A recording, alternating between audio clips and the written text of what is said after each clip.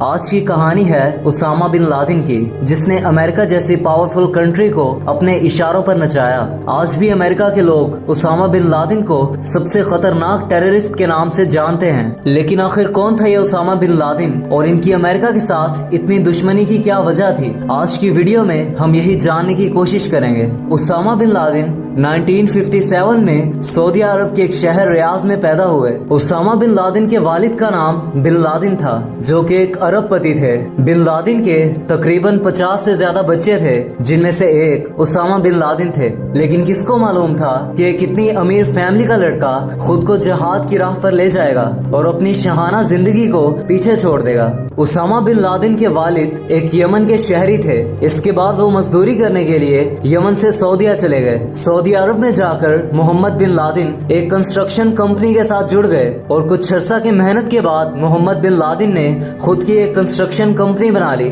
آہستہ آہستہ ایک وقت آیا جب محمد بن لادن سعودیہ کے سب سے بڑے بزنس مین کے طور پر سامنے آئے۔ محمد بن لادن کے سعودیہ کی رائل فیملی کے ساتھ بہت گہرے تعلقات بن گئے۔ محمد بن لادن کو مسجد نبوی، خانہ کعبہ اور مسجد اقصی کی مرمت کا کام بھی دیا گیا۔ اسامہ بن لادن نے جدہ کی ایک یونیورسٹی کنگ عبدالعزیز سے بزنس ایڈمنسٹریشن کی ڈگری حاصل کی اور وہیں سے انہوں نے محمد قطب سے اسلام کی تعلیمات حاصل کی۔ اسامہ بن لادن کافی مذہبی انسان تھے۔ وہ ہر پیر اور جمعرات کا روزہ رکھتے تھے۔ اسامہ بن لادن بچپن ہی سے امریکہ اور اسرائیل سے کافی نفرت کرتے تھے۔ 1979 میں سوویت یونین نے افغانستان پر حملہ کر دیا۔ یہ وہ وقت تھا جب اسامہ بن لادن کو عبداللہ اعظم اسلام کی تعلیمات دے رہے تھے۔ انہوں نے اسامہ بن لادن کو مشورہ دیا کہ انہیں افغانستان میں جا کر جہاد لڑنا چاہیے، اور اسی طرح تقریباً 1980 میں اسامہ بن لادن افغانستان چلے گئے۔ اسامہ بن لادن نے افغانستان کے جہاد میں حصہ لینا شروع کیا۔ اسامہ بن لادن نے اپنا مرکز پاکستان کے شہر پشاور میں قائم کیا۔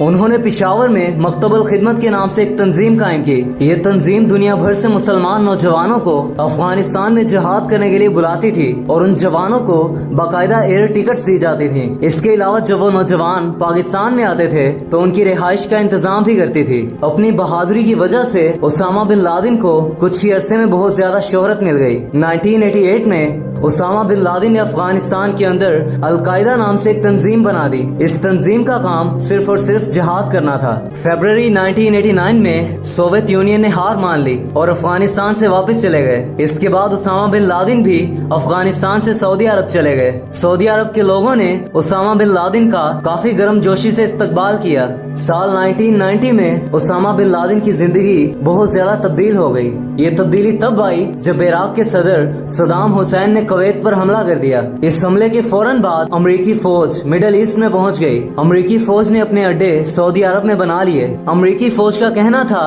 کہ وہ سعودی عرب کو عراق سے بچانے کے لیے آئی ہے، لیکن یہ چیز اسامہ بن لادن کو پسند نہیں آئی۔ لیکن یہ وہ وقت تھا جب سعودی حکومت بھی امریکی فوج کا ساتھ دے رہی تھی اور سعودی حکومت کا کہنا تھا کہ امریکی فوج ہماری حفاظت کے لیے آئی ہے۔ اسامہ بن لادن نے سعودی حکومت کو یہ سمجھانے کی کافی کوشش کی کہ وہ خود بھی عراق کا سامنا کر سکتے ہیں، لیکن سعودی حکومت نے اسامہ بن لادن کی ایک نہ سنی۔ اس کے بعد اسامہ بن لادن نے امریکن فوج کے خلاف ایک تحریک چلائی۔ اس تحریک کو روکنے کے لیے سعودی حکومت نے اسامہ بن لادن کو انہی کے گھر میں نظر بند کر دیا۔ اس سب کے بعد اسامہ بن لادن سعودیہ چھوڑ کر سوڈان چلے گئے۔ وہاں انہوں نے اپنی تنظیم کو بڑھایا اور آہستہ آہستہ ہزاروں نوجوانوں نے ان کی تنظیم کو جوائن کر لیا۔ امریکہ اور دوسری پاورفل کنٹریز کے پریشر کی وجہ سے 1996 میں سوڈان نے بھی اسامہ بن لادن کو اپنی کنٹری سے نکال دیا۔ سوڈان سے نکلنے کے بعد اسامہ بن لادن افغانستان چلے گئے۔ یہ وہ وقت تھا جب اسامہ بن لادن کے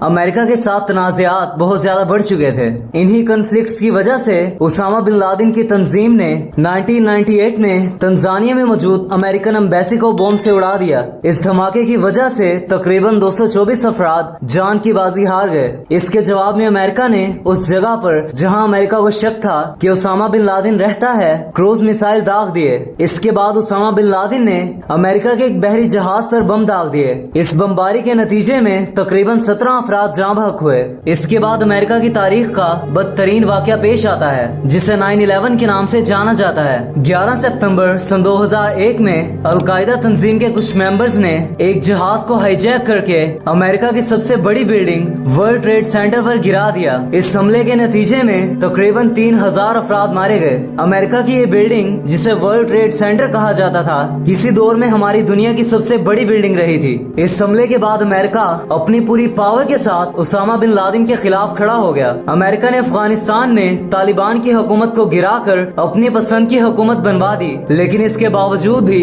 तालिबान अमेरिका के खिलाफ लड़ते रहे। ये वो वक्त था जब अमेरिकन फौज उसामा बिन लादेन को ढूंढने के लिए खुद अफगानिस्तान पहुंच चुकी थी, लेकिन इस वक्त तक उसामा बिन लादेन रूह पोश हो चुके थे। अगले कुछ सालों तक अमेरिकन फौज उसामा बिन लादेन को ढूंढती रही, लेकिन उसामा कहीं ना मिला। चंद सालों बाद उसामा बिन लादेन ने अमेरिका के लिए ऑडियो पैगाम भेजना शुरू किए, जिनमें उसामा ने 9/11 वाक़ये की जिम्मेदारी भी ली। जब सन 2008 में गजा की पट्टी पर मौजूद फलस्तीनियों को शहीद किया गया, तो एक ऑडियो पैगाम में उसामा बिन लादेन ने फलस्तीनियों के खून का बदला लेने की धमकी दी। आहिस्ता आहिस्ता CIA अलकायदा तंजीम के लोगों तक पहुंचना शुरू हो गई।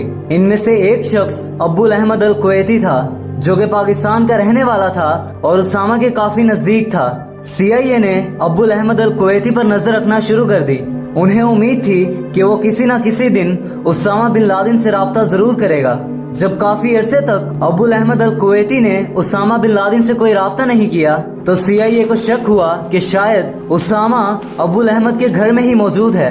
1 मई सन 2011 को अमेरिकन फौज ने अब्दुल अहमद के घर पर हमला कर दिया। इस वक्त उसामा बिन लादेन भी अब्दुल अहमद के घर पर ही मौजूद थे। इस हमले में उसामा बिन लादेन अपनी जान की बाजी हार गए। ऐसे अमेरिकन फौज पाकिस्तान में आकर अपना मिशन पूरा करके वापस चली गई।